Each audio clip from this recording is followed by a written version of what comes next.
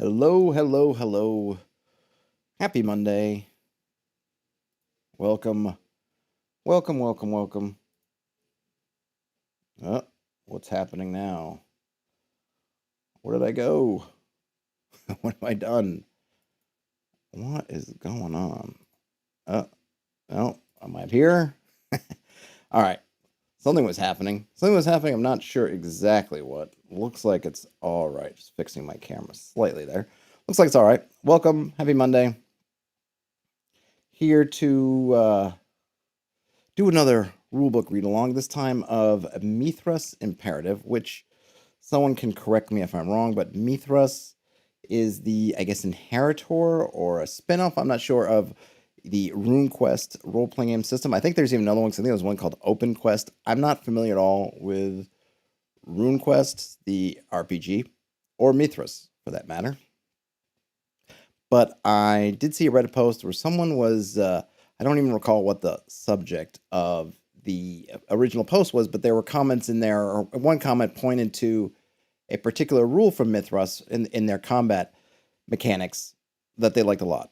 And originally my idea was I was just going to pull that out and look at it. But I thought, why do that? Why not get a little bit more involved and take a look at Mythras itself instead of just looking at that mechanic pulled out. So when we get to that mechanic, I will probably call it out, because that's kind of what drew me to check out the system.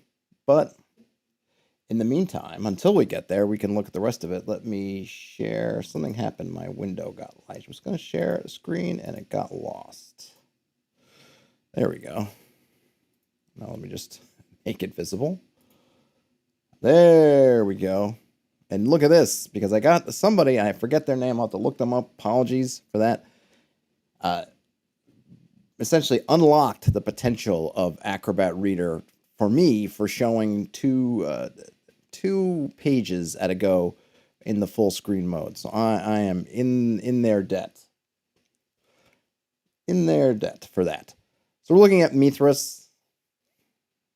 This is published by the Design Mechanism.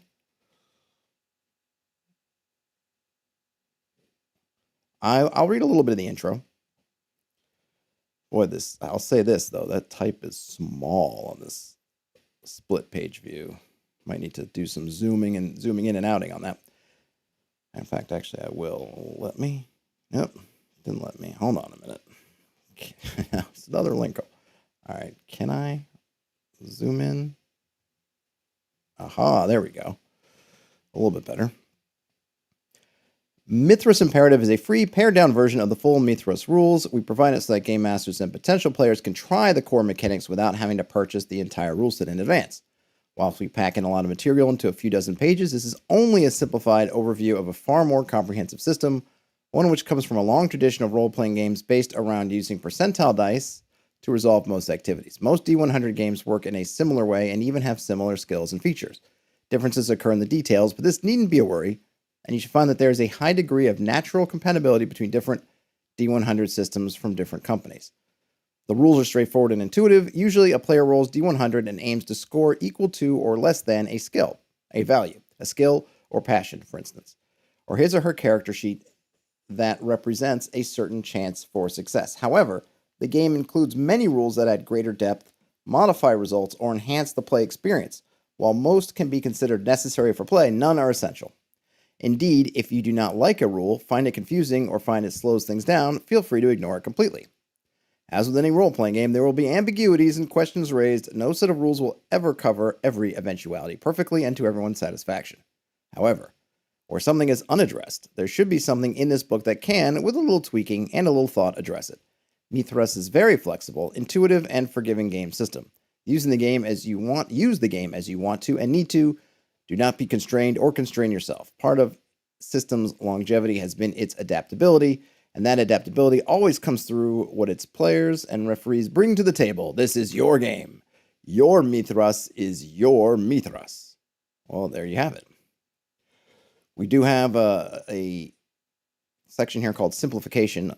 I guess it's really just addressing other long-term owners. I guess people coming from other versions of Mythras.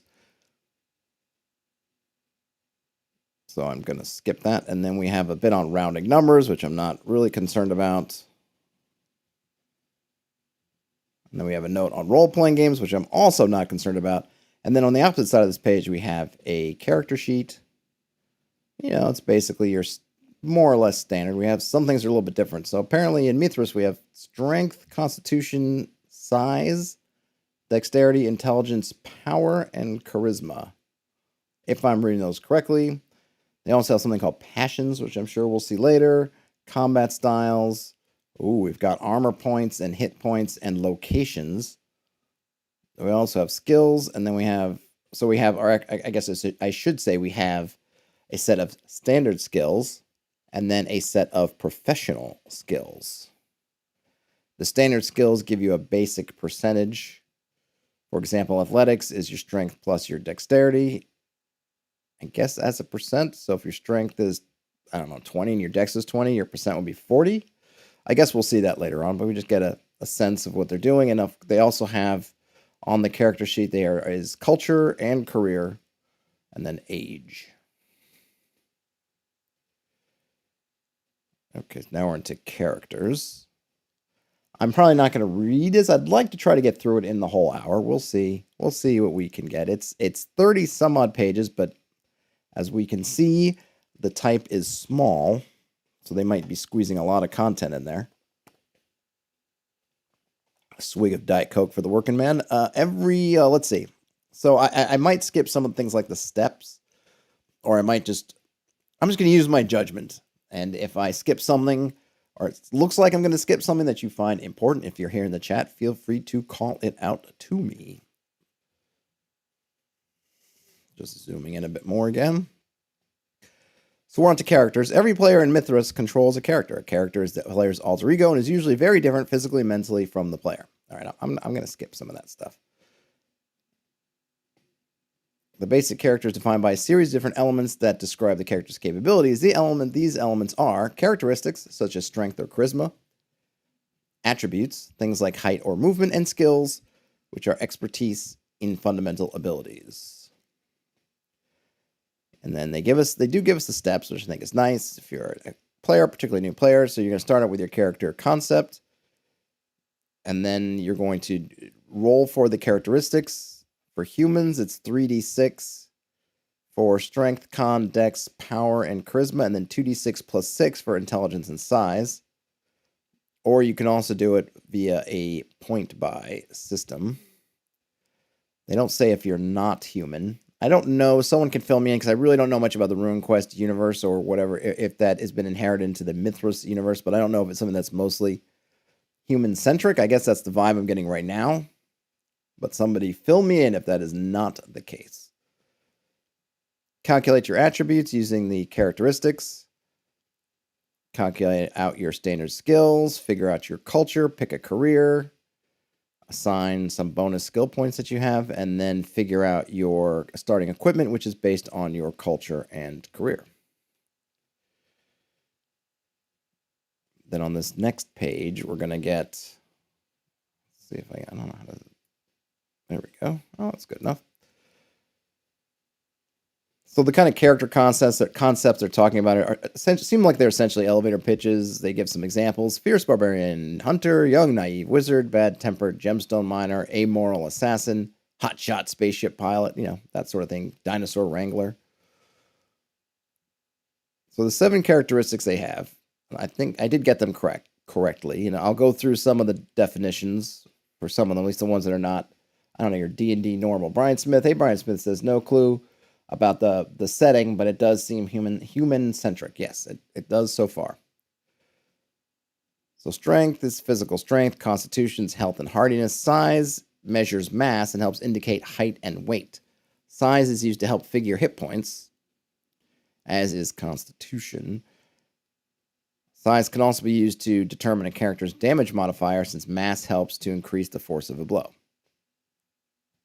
So you have hardiness, your kind of health and hardiness separate from your size, which is also separate from your strength. Whoops. Scrolled too far.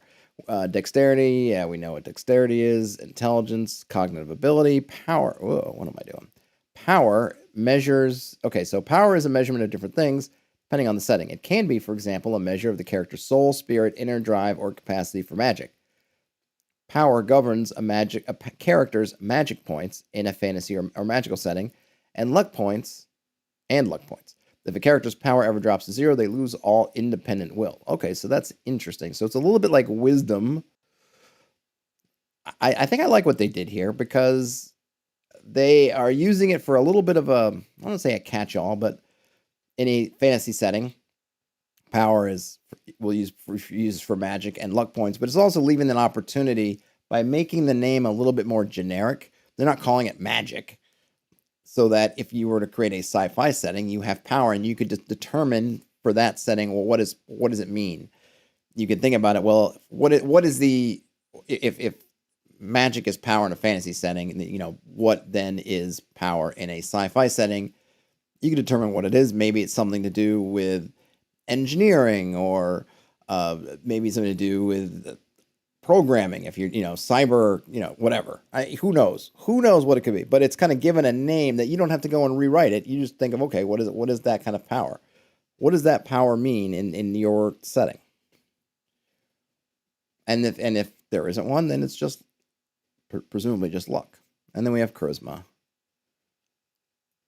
So we've got how to calculate the characteristics, which I think we can skip over. Attributes. Each character also has a set of attributes. The attributes they have are action points, damage modifiers, experience modifiers, healing rate, hit points, initiative bonus, luck points, magic points, movement rate. So action points is how often a character can act in a combat round is determined by action points. And then for simplicity imperative, which is these pared down version of the rules, everybody has 2 action points. And then in the full Mythras rules, characters could have different numbers of action points. Damage modifiers is obviously the bonus amount of damage a character inflicts when physically striking or applying force. It is an extra die, which is either added to or subtracted from the damage inflicted by a weapon or tool. So if you have really low, it's similar to your strength modifiers, right? If you're really low, except in this case, it's your strength plus your size. So you might be, even if you're not very strong, if you're a giant, you're still probably going to have some kind of plus to your damage modifier. If you're super strong but tiny, like Puck from Alpha Flight, you might still get a positive damage modifier, even though your size is small, which I think is cool. I'm down with that. We get an experience modifier that is based on your charisma. That's interesting. Their reasoning for this is that a character's charisma score may adjust the number of experience rolls the character has, reflecting the relationship he has with his peers and his reputation in the community. Wow, they're tying all that to charisma. Interesting. Then we have a healing rate. After receiving injuries, a character needs to recuperate. Healing rate determines how quickly they naturally recover from wounds. Depending on the severity of the injury, the healing rate denotes how many hit points are recovered per day, per week, per month. Ryan Smith says, bards are OP, bards are OP. Alert, alert. Could be. Or at least they'll level up more quickly. So we know what hit points are pretty much, right? Okay, so there also is an initiative bonus, and then we finally have luck points, or not finally, because I guess there's a few more. Luck points represent the strange force differentiating adventuring heroes from everyday folk. Call it fate, call it karma, or simple good fortune. Luck points can be used to re-roll the dice if they are unfavorable, mitigate physical damage or other unfortunate circumstances, gain an edge at a vital moment in combat. Exactly how they are used and when is described later on. Once a luck point is spent, the pool decreases. When one is out of luck points, no more are available, unless the game master makes an impromptu award until the next game session when they replenish to their normal value. And that's based on that power. But you're only going to get basically 1, 2, or 3. Whoops. Oh, I'm going backwards again. You're only going to get 1, 2, or 3, essentially. And I guess you can get more. So if your power is over 18, each 6 points, you'd get another +1. Okay. They do have a hit points per location table for your constitution plus your size. That's awfully nice. Brian Smith says, actually just curious about those XP rolls. Seems cool. Yeah, I'll be curious when we get there. Page 18 for experience rules. We also have magic points. Magic settings rely on magic points. For those who can utilize such powers, a character's magic points are equal to their power. These points are used to cast spells or trigger superhuman powers, the cost of which is dependent on the type of magic used. When the caster runs out of magic points, he has exhausted his ability to cast any spells until they are replenished. In science fiction settings, these points are given a different name. Psi points or prana, for example. See page 30 for more on that. Okay, so if you're running a psionics type game, you could have the power be the psi points. I'm not sure what prana is, but I'm guessing it's something similar. And then we also have movement rate, and then we get into skills. I'm not going to go through the skills. The standard skills are pretty self-explanatory. I mean, these are the kind of things, if you've been playing any of the games, particularly, say, 5th edition, you'll be well, or anything from, I guess, 3rd edition onward. I think we're pretty well educated on, athletics, boating, brawn, concealing, dance, right? I don't think I need to run through them. But it is interesting, I guess, that willpower is a skill here. So was there anything else that's interesting? They do have an insight skill and a deceit skill. So they do have those. We do get the full list, and there are some of them. It looks like they are kind of, I guess these rules are fairly generic, so they are giving us some of the sci-fi stuff like computers and things like that in terms of skills. After that, it's clear here that they're going through these, which I appreciate in terms of what you would do when you're creating a character. So they're going, each section we're going through is one of those steps that I rattled off a little bit ago as far as creating a character. So the next part we get to is select a culture. Culture determines the kind of society in which the character was raised, and so prescribes certain outlooks and philosophies he or she might have. More practically, culture helps augment the values of the various skills that shape your character's overall capabilities. There are 4 basic human cultures: barbarian, civilized, nomadic, and primitive. Each culture background lists a range of standard skills appropriate to it, and invites the player to pick up to 3 of the presented professional skills. In this way, players from the same cultural background can ensure their adventurers are different in the areas they have developed. Distribute the culture skill points among the careers listed standard skills and whichever professional skills were selected, increasing each skill by 1% for every point spent on improving it. And then game masters may wish to apply a cap to how many skill points can be applied to any particular skill.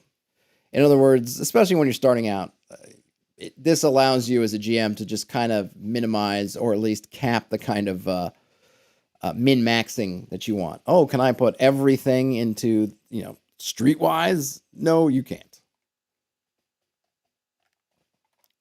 It's I definitely would, if I was going to create a setting in Mythras, I would want to break those out. Clearly, I feel like you could do a lot by taking, let's say you wanted to make, I don't know, some kind of Mongol, I don't know, or a people based on sort of Mongol steppe nomads, or Khan, early Khan, or however Khanate cultures. Maybe start with nomadic and then filter some stuff in and around. Or if I was going to do a Roman style civilization, maybe I'd start with civilized and kind of add some things in. These are super generic, but I think it makes sense for this kind of book just to give you really broad brush stuff, since with the slimness of the rules and what they're doing for free, right? They're not giving you a ton of setting specific material. And it seems like, and again, I've never really used Mythras, that you can obviously play it with different systems, so they seem to be positioning this as basically a generic rule set. I'll go through Barbarian and maybe one other one. We'll see if it's, because they're all going to follow the same kind of formula. So of the barbarian culture, it is said, they're tribal in nature. Barbarians tend to shun civilization, viewing those who live in large towns and cities as weak and corrupt. Although their own settlements are also sedentary, they tend to be far smaller and closer to nature. Barbarian tribes occupy distinct territories, often half-tamed wilderness, which they regard as their own for hunting, grazing, and farming purposes. Most are adept in the use of weaponry, as they must overcome many dangers throughout their lives. facing creatures of the wilds, or mustering to defend their lands against rival tribes. Since they live in small communities, the ties of kinship and clan are strong elements of their society. And then the standard skills they give are athletics, brawn, endurance, first aid, locale, perception, and either boating or ride. In addition, the player may also choose a cultural combat style. And then for professional skills, you have any craft, healing, any lore, musicianship, navigate, seamanship, survival, and track. And then on the opposite side of the spectrum, we have the civilized culture. The civilized culture is epitomized by a semblance of law and order, underpinned by complex social codes and supported by bureaucracy. Civilized people believe themselves superior to all other cultures because their achievements tend towards permanence, sprawling cities, imposing temples, celebratory monuments, and the recording of history and events in books, tomes, and scrolls.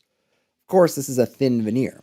The most civilized of cities can be more lawless than any barbarian frontier settlement, and the social codes may be cruder than the hospitality rituals of nomads.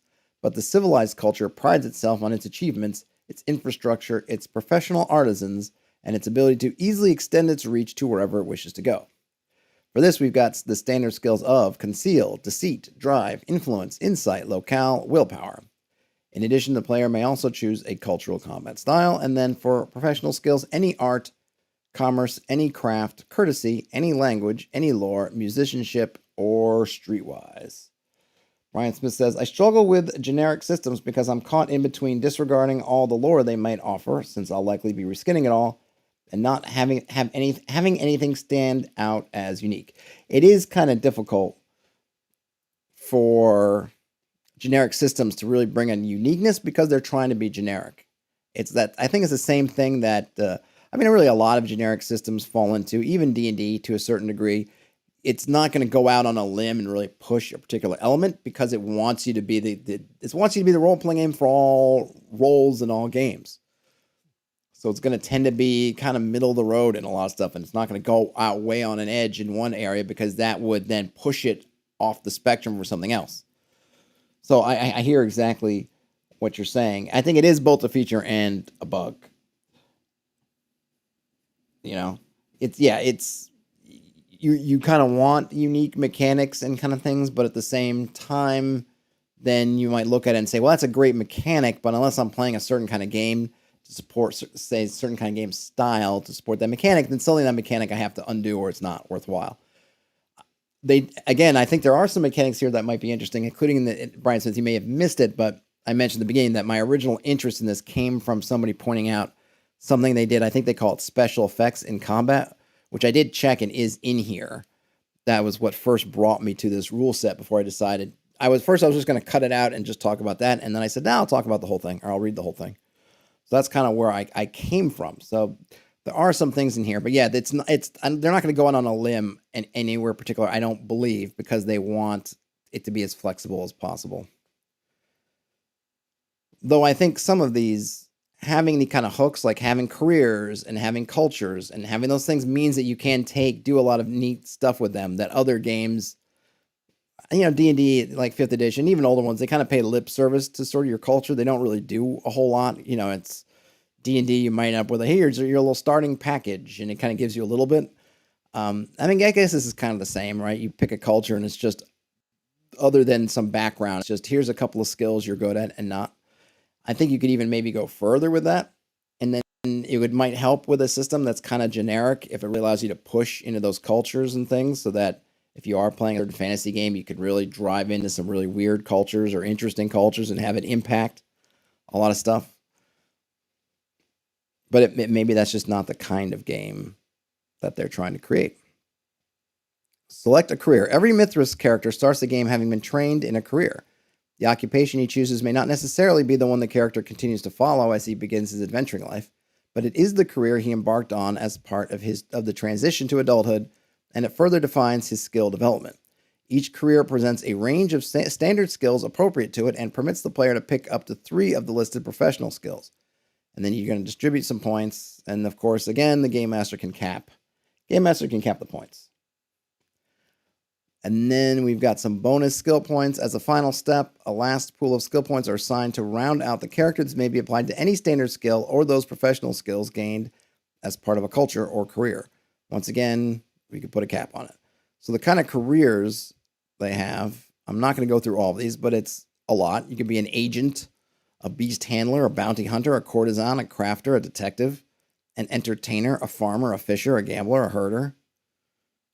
A couple others from the other page: magician, mechanic, merchant, scholar, sailor, priest, politician, smuggler, technician, thief, warrior. And of course, we could easily create our own if we so chose.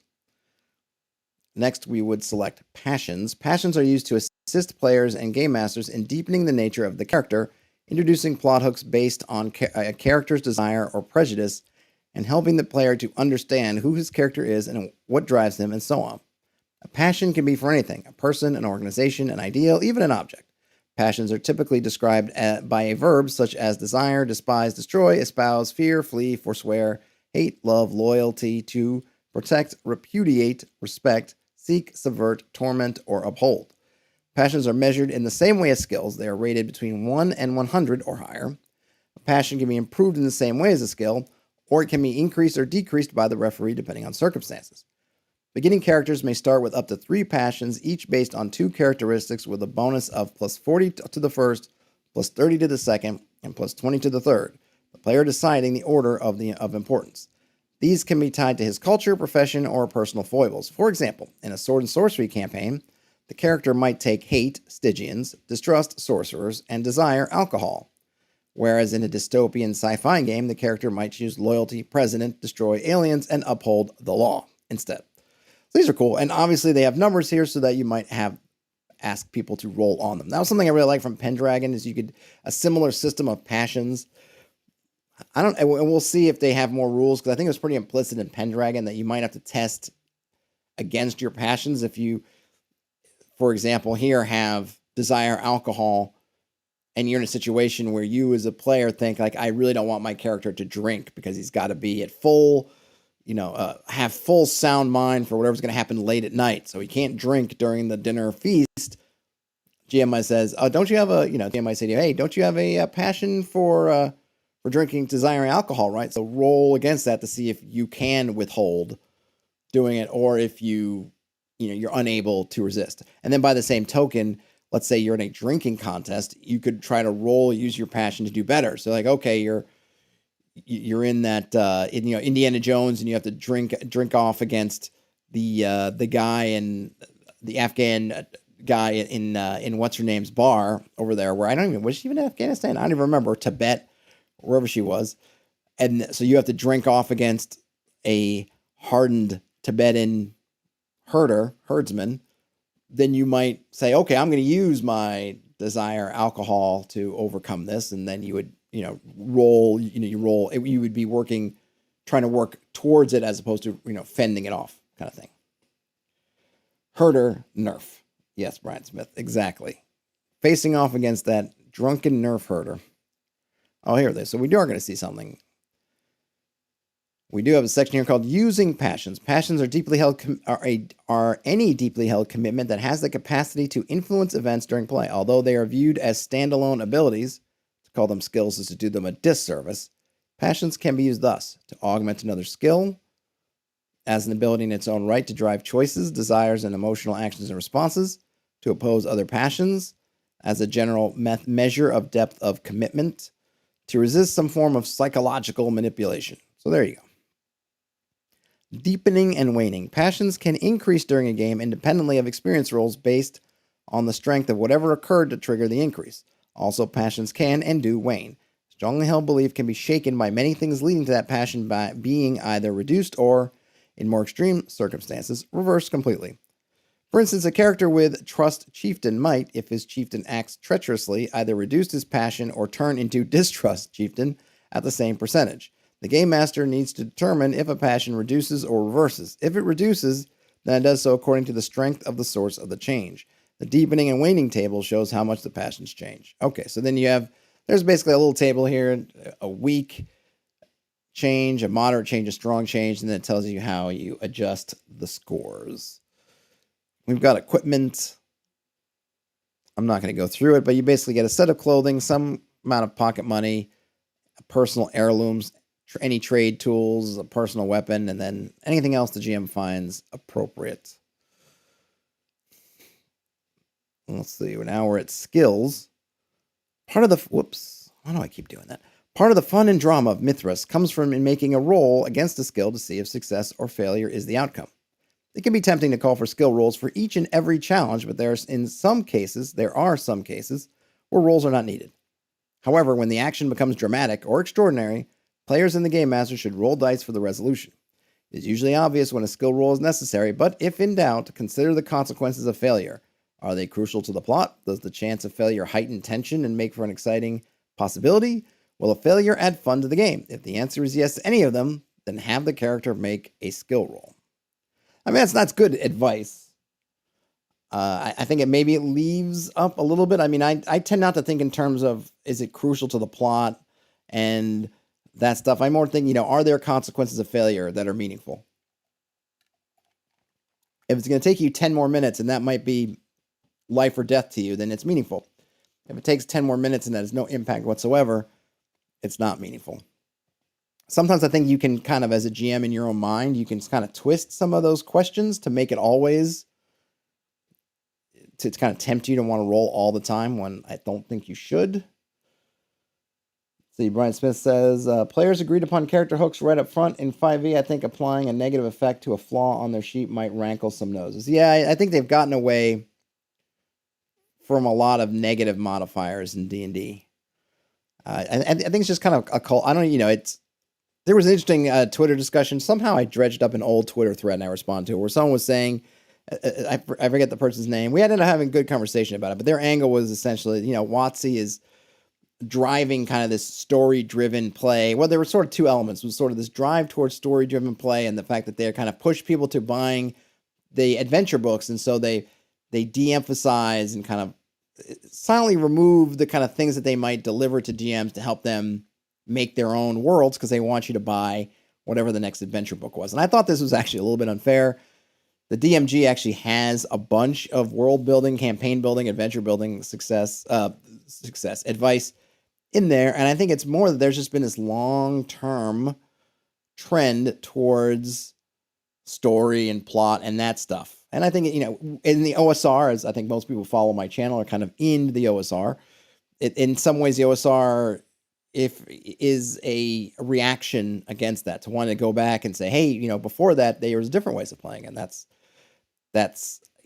how they played.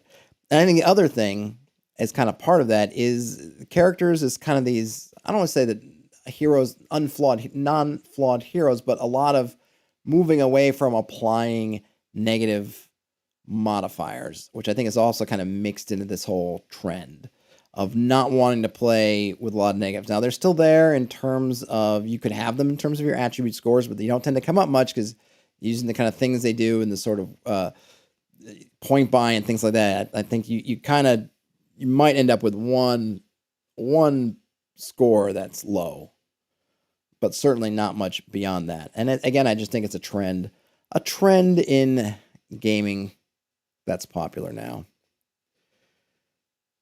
Okay, so we got this stuff about skills. We can modify skills. I'm sort of breezing through here because I don't know if it's particularly important. I think it's hard. I feel like is anybody who's not familiar with rolling for skills going to end up on the stream where I feel like, oh yeah, they might need to know how you do this and modify stuff. You can add difficulty grades and they will tell you, there's a little table here of how to modify the skills. You're rolling 100, you're rolling under 100, or you're rolling a D100, rolling under your skill, and it can be modified depending on the difficulty grade of the task. Let's see. And then we've got some simplified grades if you just want to just do things a little bit more easily. And then you can also oppose rolls. In some situations, you can reattempt skills.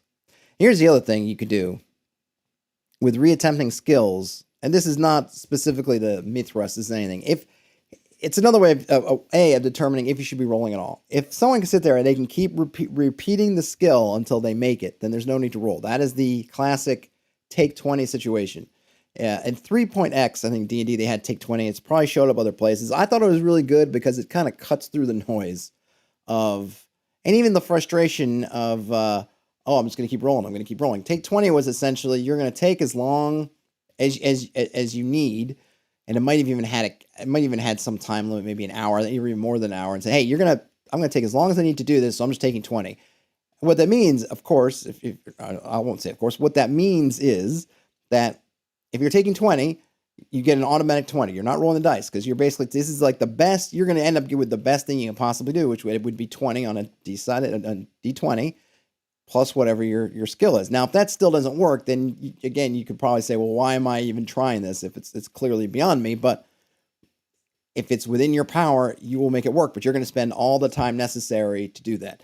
Then there was also taking 10 if you wanted to spend a moderate amount of time and just go with give an average sort of median amount of effort. So by taking 10, you weren't going to get a really great attempt, but you weren't going to get a critical miss either. You were going to say, I'm going to just take my time a little bit, but I'm just going to do it sort of moderately well. I'm going to get an average performance, but this means I'm making sure that my tools don't break. I'm not making any undue noise. You're sort of eliminating your ability to critical fail the thing, and then also taking away the fact that you're going to do something amazing. And those two things were really, really key. And you could also factor those in. You could give someone and say, okay, you have X amount of time to do it. If you take that much time, I'll give you a +5 to your roll, or I'll give you advantage, to use 5th edition parlance. And then you make that one roll not one skill attempt, but the sum of all your skill. Hey, this is the best you can do. If take 20 is like, here's your absolute peak, because you're taking it as much time as you need to get your absolute best performance. And then take 10 is you're going to take as much time to kind of do it moderately well. You can kind of bounce in between there and say, okay, I'm going to give you advantage if you want to if take 10 is you're taking an hour. What if you want to take a half an hour? Well, then that's, advantage, maybe something like that.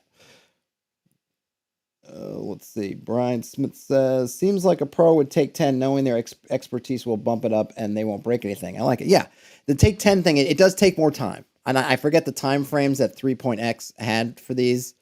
It might have been an hour and then something else, or I don't remember. But essentially, it would take 10 is the one thing you're doing is you were factoring, I'm going to take more time. So instead of taking, say, a 10-minute increment to pick the lock, it's going to take me an hour. But I'm not going to accidentally break the pick or make a huge amount of noise or whatever. And yeah, if you're good at something, if you have expertise and everything, you could just say, I'm going to take 10.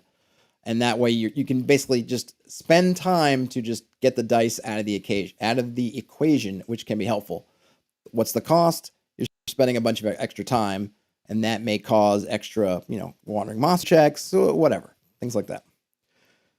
So we get reattempting skills, great. Opposed rolls, great. Differential rolls. Differential rolls, instead of a simple win or lose results, the difference in levels of success are calculated. This is primarily used for the resolution of combat. So if you succeed by 5 and somebody else succeeds by 7, they would win. Or you might say, I always like with saving throws, if you fail for certain increments, it's either minor, better or worse for you. It's that kind of thing. Opposed skills over 100%. If the highest skilled participant in an opposed or differential roll has a skill in excess of 100%, that participant subtracts the difference between 100 and his skill value from the skill of everyone in the contest, including himself. This reduces the skill value of the opponents, but leaves him retaining the advantage. That's clever. So if you were at 110 in Hacky Sack, and you were playing against someone who was a 70 in Hacky Sack, you would subtract 10 from 100 for you for 90%, then also subtract 10 from them, so they would go from 70 to 60. And then we've got luck points. And there is a table of differential roll results. Ian says, I always felt like take 10 was intended to be the default for low stress situations. Yeah, I mean, that's another way of looking at it, right? Why is it low stress? Because you can take the time. You can take a reasonable amount of time, and so you can just take 10. Yep. But I would let somebody do it if they're not sure about the time. I'll let them do it. It's one thing if you know this room's filling up with gas or poison gas in a minute. You can't take 10, even if you want to. You have to be out in the minute, otherwise you're dying. But in a dungeon situation, you as a player, you often don't know how much time until something bad's happening. So in that case, I'm willing to give you the time. You just have that consequence of unknown things might be happening around you while you're taking the time. Right, and then Brian Smith says, then if you really have time, take 20. Yep. That's basically take 20 is basically like here's the thing with like a take 10. So let me give you a take. I don't want to. We're in Mythras. We're talking about D&D stuff. Here's the kind of scenario. So let's say you have someone needs to open up a bank or a what do you call it? Bank vault. Okay, so the combination a safe. That's what. Sorry, I meant a safe. So imagine you have a couple of things. You need to open up a safe. Take 10, take 20 would be appropriate if you had taken the entire safe. So in some kind of heist situation or robbery, burglary, you've taken the whole safe to your safe house and you have it in your workshop and you have essentially however much time you want to try to open it. Now, the safe itself might be beyond you for any number of reasons, but it's not going to be because you're not able to put out your maximum effort. That's take 20. Take 10 might be, okay, the safe is in the bank or in the manor house, but you feel like you have time. Nobody is banging on the door, doing anything, and so you feel like, okay, I have time. We've put the dogs to sleep. We've knocked out the guards. We've clocked in, and we don't think anybody's going to be around for at least an hour, let's say, or 2 hours. So we feel like we have this window. Okay, I can spend that window. That's take 10. You can't take all the time in the world, but you have a certain amount of time you feel like you can take. And then a normal roll would be you're in the room with the safe, guards are banging on the door, you can hear them running down the hallway, or your kind of normal situation. You're like, okay, we have minutes, but we don't have an hour, we don't have hours. Then it would be normal. Back to Mythras. So we got our luck points. So you can use luck points to twist fate, to put out a desperate effort, or to mitigate damage. On to game time. In Mythras, time is an important factor, mostly to determine what happens in what order, so that the game mechanics are applied when they should be. Remember that in-game time is usually not equivalent to time actually spent playing. Sometimes the GM may need to summarize the events of many days in a single sentence, such as, it takes you a week to reach Constantinople. While at other times, particularly during combat, the action of only a few seconds of time can take several minutes or longer to resolve. Following are the important distinctions of game time. So I'm gonna skim these quickly. Combat rounds, 5 seconds. Skill time, saying local time represents a few minutes to a few hours and is used to measure activities that do not require the detailed attention of a combat round. And the narrative time is, I think, kind of up in the air. We have injury and healing now. Minor wounds are cuts, scratches, bruises, and sprains. They hurt, they may bleed, but they're not significant enough to slow down or hamper anybody. A serious wound. If a location is reduced to 0 hit points or below, the victim receives a serious wound. The location is scarred, and they cannot attack, but can still parry or evade for their next 1d3 turns due to shock and pain. Ooh, that's rough. A character suffering a serious wound must immediately make an opposed test of his endurance versus the successful attack roll of his enemy. Failure results in a limb being rendered useless or unconsciousness if the abdomen, chest, or head. This persists until the character is successfully treated with first aid. So it's kind of almost like a little bit of a shock thing. So if you take a serious wound and you fail that endurance test, then you could be knocked out, or your limb just goes dead for some period of time. Ian says, less rough than death. Yes, I suppose it is. But, the thing is with these that's interesting, right, is so you have the kind of OSR D&D thing is if you're perfectly good to go until suddenly you're dead or you're dying. But there's that point where, hey, you're perfectly good to go. With these systems, you're losing your capabilities as you're going along. And I don't know yet in the flow about how often are you getting serious wounds. I mean, some of those were like you're going to only get 1 or 2 hit points to an area. I'm guessing you can do 1 or 2 hit points of damage. So then it's that kind of death spiral. Would you rather be perfectly fine until you're absolutely unconscious, or would you rather have that kind of spiraling of, okay, I'm still up, but I've got a serious wound, which means I can't attack for D3 turns, and I've lost my leg. I can't use my leg, and that sort of thing. Brian Blather says there's a bit of a death spiral in Mythras. It seems like there could be. Now, major wounds. If a location is reduced to a negative score equal or greater than its starting hit points, the character receives a major wound. The character is immediately incapacitated, unable to continue fighting. There you go.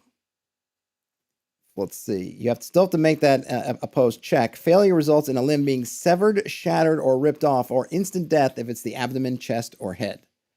If the character survives, but treatment is not started within a number of minutes equal to twice his healing rate, he still dies from blood loss and shock. Major wounds require some form of surgery to heal, else the wounded location will be maimed.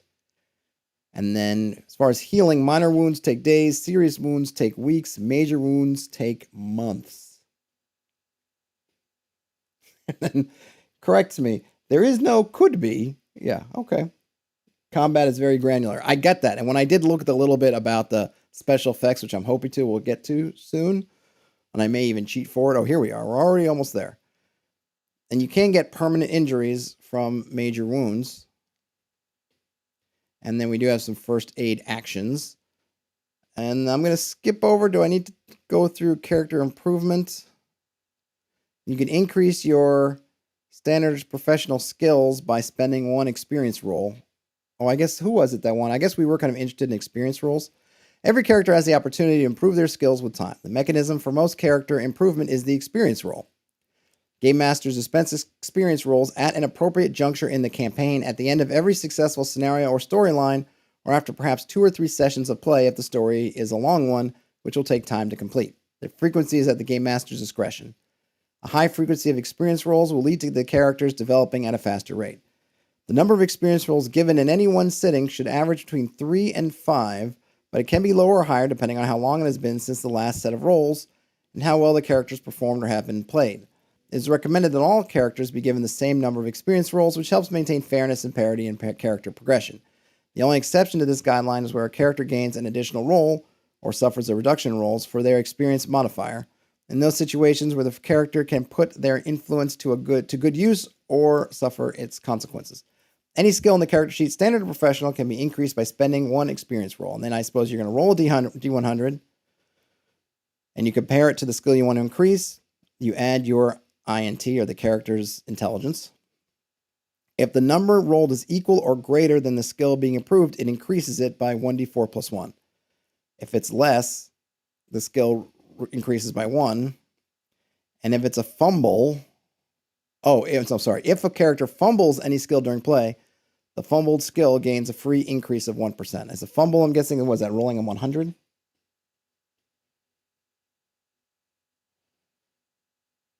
Gunnar Olafsson says, I am running a campaign in Mythras. Really enjoy. Oh, cool. Brian Blather says, effects are brutal. And then also mentions that the rolls are very incremental. It is a percent-based system after all. Indeed. All right, so I got 12 minutes or so, and we're into combat, which is kind of where I bringing this to what originally caught my attention, which was those special effects. Brian Blather also says, roll to fail and learn. It's a slower advancement depending on the GM. Yeah, I would see, I'm not one that loves the, hey, you GMs, have them do it whenever they want to. I'd probably maybe do something, off the top of my head, just maybe do 1 or 2 a session. Hey, at the end of a session, maybe roll 1. And every session you get to roll 1. Pick 1, roll 1.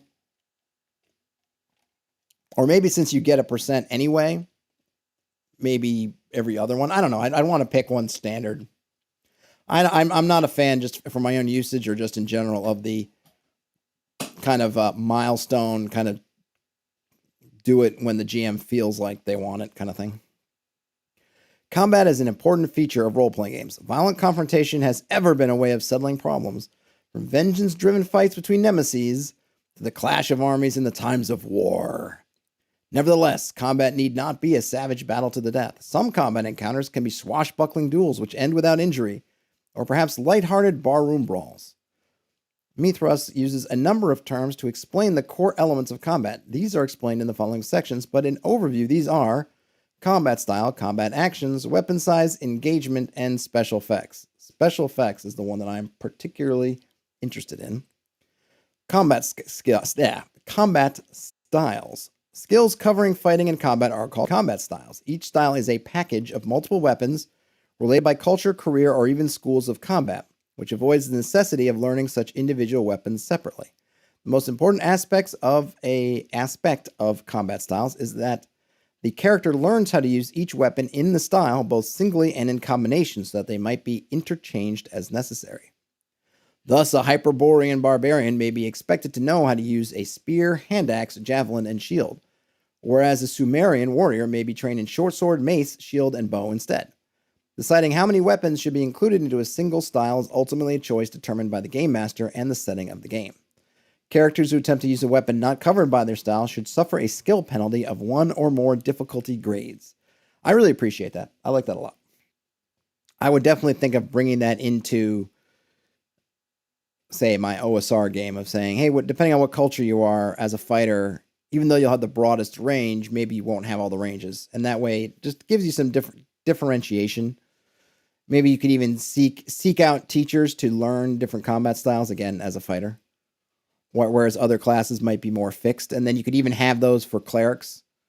Clerics would have theirs chosen, maybe some combination of their culture and their church or religion. Combat style benefits. Combat styles possess another function beyond simply learning a group of weapon skills. Since each style is taught by a particular culture or career, they are inherently optimized for the environment or military tactics that group normally fights with. For instance, a horse nomad learns to fight from the saddle, or an infantryman trains to fight in close order formation. Therefore, as an additional bonus, some combat styles may be assigned 1 or more traits which grant it an advantage under certain circumstances. Traits are only intended to be used with the weapons and situations of that particular style. Obviously, there are countless traits, many of which are specific to a particular period or campaign world. Running combat. To emphasize its visceral nature, combat is tracked on a blow-by-blow basis. In order to ease bookkeeping, fights are broken down into combat rounds of 5 seconds each.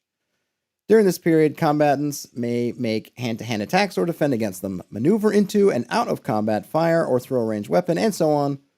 Combat rounds use several important terms. I think we kind of know these, right? You have initiative, you're going to have your turn. That's pretty much it. We do get some combat style traits. I'll read a couple of these just so that we can get an idea. One trait's called Beastback Lancer. Performing a mounted charge with this combat style does not incur the 1-step difficulty penalty to hit.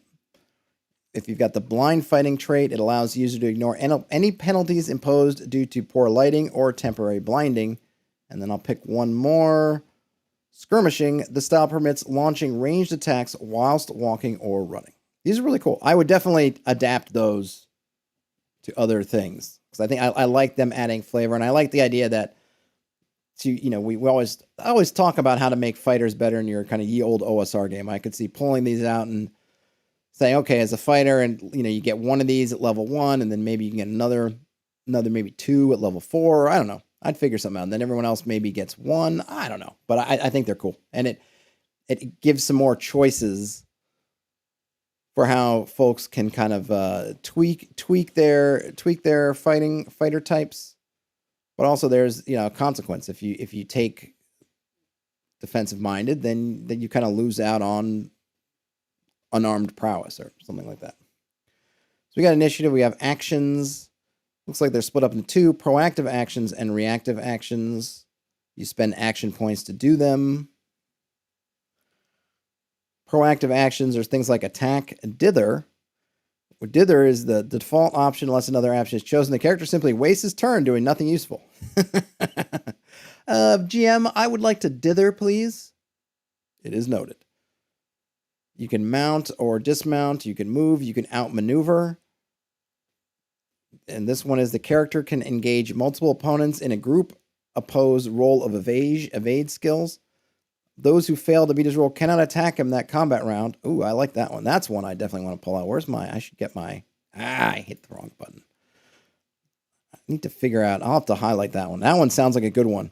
That's kind of a cool skill to pull out of there. Ready weapon. The character may draw sheath. Oh, yeah, okay. That one's... I'm not going to go through that. We get what ready weapon is. Regain footing. That's if you recover from being tripped or knocked down. You could struggle. That's just kind of, I guess that's kind of the thing. It's a move, kind of, if you've been, I imagine something like grappled or something, you're trying to struggle to get out or to something else. Use power as for casting spells and whatnot. Then we have reactive actions. There's really just 2, evade and parry. We also have free actions like drop weapons, signal, speak, use a luck point, or ward a location. What is ward a location? The character guards a particular hit location from being hit by dedicating one of his weapons to passively block the area. Oh, so if you're right-handed and your left arm was knocked out, you could use your sword in your right hand to protect your left hand or something else. That's cool. How combat works. Fighting in Mythras is resolved with each attack or parry representing a single stab, swing, cast, or shot of a weapon. Any offensive action is permitted the chance to be resisted by a reaction. Thus, even if a character manages to strike an opponent, the foe is permitted its own roll to see if it can parry the blow before it lands. The same philosophy is used whether the attacks are missile weapons against the target diving for cover or trying to break free from the iron grasp of a giant octopus. So you have attacks and parries. Close combat is handled in the following step-by-step manner. Okay, 1. On his turn, the attacker spends an action point, rolls against his combat style, and notes the result. 2. If desired, the defender spends an action point, rolls against his combat style, and notes that result. 3. The success level of the results are compared as per a differential roll. So, the attacker succeeds by 7, and the defender only succeeds by 4. The attacker wins. If you reverse it, and the attacker succeeded by 4, and the defender succeeded by 7, then the defender wins. I think I've got that right. If the attacker achieved a success or critical, he may roll weapon damage and apply their damage modifier, if any. If applicable, a hit location is determined for the blow. If the defender achieved a success or critical, reduce any damage inflicted according to the comparative sizes of the weapons involved. Reduce any remaining damage by the armor points of natural or worn protection.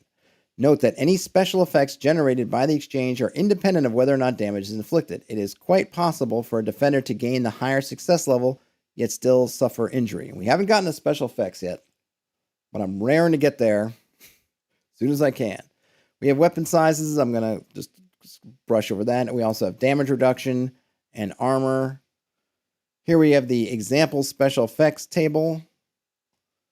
Stuff like accidental injury, blind opponent, bypass armor, choose location, circumvent parry, disarm opponent, damage weapon, drop the foe, have an enhanced parry, entangle, force a failure, marksman, maximize damage. So all kinds of things that can happen. Some of them are offensive, some of them are defensive. This is all written in the table. Some of them are specific to different weapon types, and some of them have specific roles, and some of them are stackable.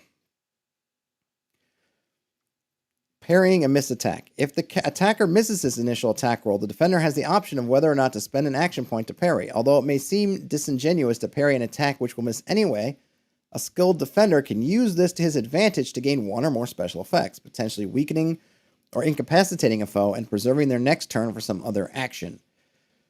So because you have to do that kind of parry to unlock the special effect, you may want to unlock in a special effect even if the attacker isn't going to hit you. Unable or unwilling to parry. In a situation where a defender is unable to parry due to having no action points remaining or confident in his inability to weather the blow, elects not to parry, he is treated as having automatically rolled a failure. This has the consequence of granting a successful attacker one or more special effects. Unsuccessful rolls and fumbles. If both combatants fail their rolls or the defender decides not to take advantage of a missed attack, then the attack parry sequence ends and combat continues onto the participant with the next highest strike rank, basically your initiative. Now, special effects. Fighting is far more than simply injuring or killing an opponent. Combative arts teach many methods of defeating a foe, perhaps rendering them helpless or forcing them into situations where they must capitulate without necessarily needing to actually cause them harm. Special effects represent these techniques and control how they occur in play. Whenever opponents engage in a differential roll of their respective fighting skills, any resulting difference in success levels indicates the opportunity for special effects to occur. This reflects one combatant maneuvering his opponent into a disadvantageous situation, which can be exploited using a cunning trick or tactic. And there he is, the first spam of the day. Thanks for coming. Oops. Oh, and I accidentally showed it. Nice. And get you blocked. Brian Blather says, the effects themselves are tactical in choices made. Yep, that's what it looks like. Looks cool. The number of special effects received depends on the difference between the levels of success, as illustrated on the differential levels of success table. I'm not going back to see it again, but you can go back and see it. I wonder how many you can get at once. It's probably maybe one mostly, but maybe there's a chance for 2 or 3. If any special effects are won during an exchange, they must be selected before damage and hit location, if any are rolled. In cases where the recipient is badly wounded in addition to receiving a special effect, endurance rolls are resolved after the application of the effect. Special effects cover a diverse range of situations and techniques. Some are designed specifically for attacks, while others are intended for defense, and a few are adaptable for either circumstance. Certain special effects can also be limited to particular weapon types or specific dice rolls, requiring a critical or fumble result on their skill check, for instance. When 2 or more special effects are gained, the combatant may freely mix and match which ones are selected, providing he meets the prerequisite conditions for each one. Some effects can be stacked. For example, an attacker who rolls a critical success and wins 2 special effects could choose maximize damage twice rather than choosing 2 separate offensive maneuvers. Ooh, a double max.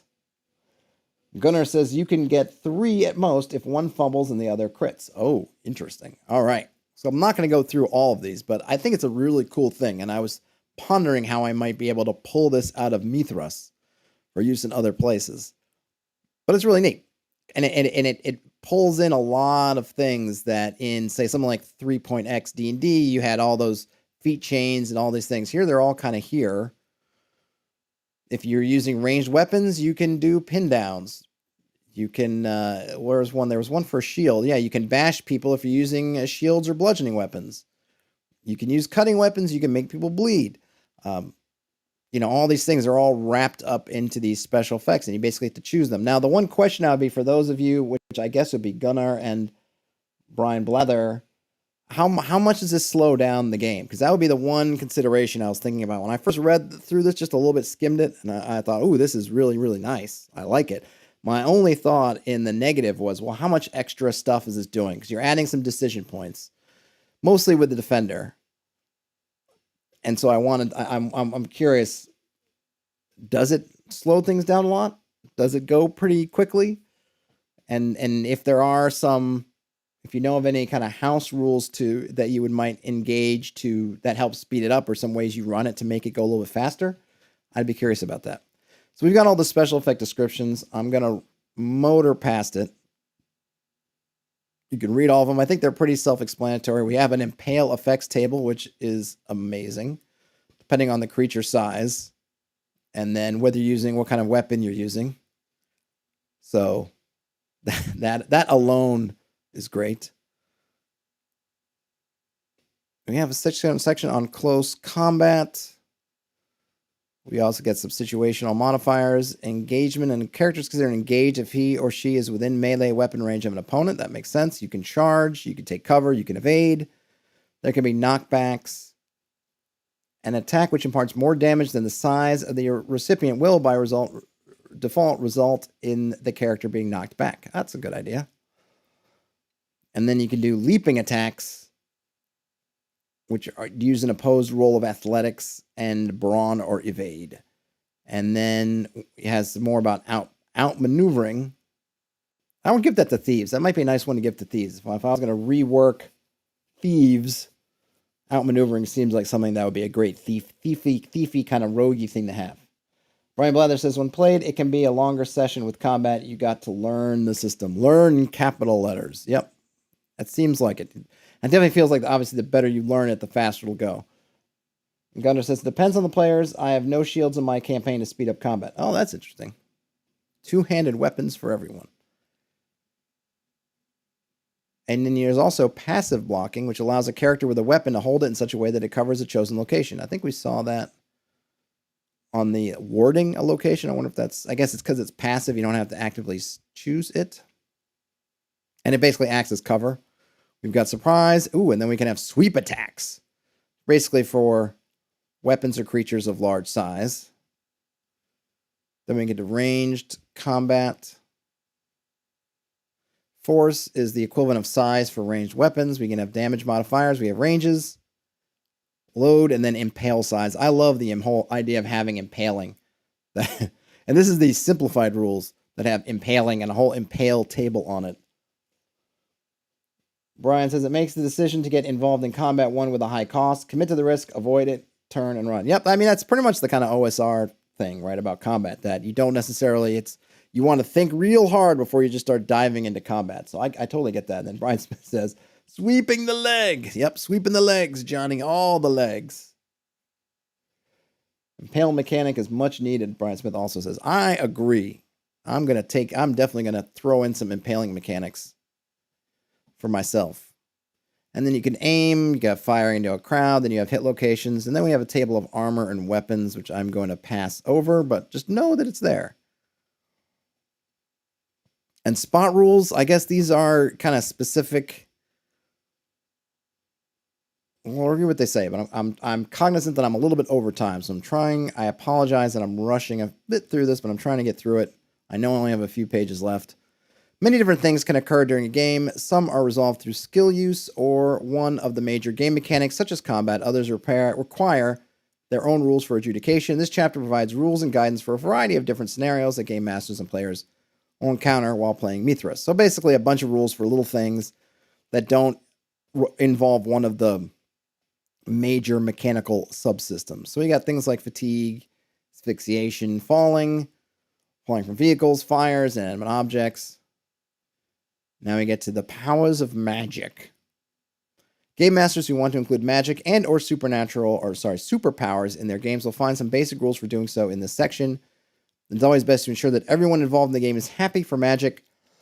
Excuse me. Happy for magic or superpowers to be included, and always give some thought to the kind of game it may produce. So you could basically not have this at all and have a totally, totally magicless, or at least on the PC side game. If you want to do a classic, I think of Conan styles, sword and sorcery, where the protagonists, the PCs, don't really have magic, but they might come up against sorcerers and things like that. Yeah, Brian Blather says spot rules for specific situations. Yep. So we have some spells. It's here. I'm not really going to go through it. I feel like we're going to get the kind of spell descriptions, the kind of normal D&D-esque spells, I presume. Somebody let me know if they have some amazing skills or spells. But we got stuff like, alarm, find something, fire arrows, fire blades. That you can do superpowers. And those are kind of cool if you wanted to have sort of superpowers. Well, the nice thing about this is you could have superpowers in your fantasy game.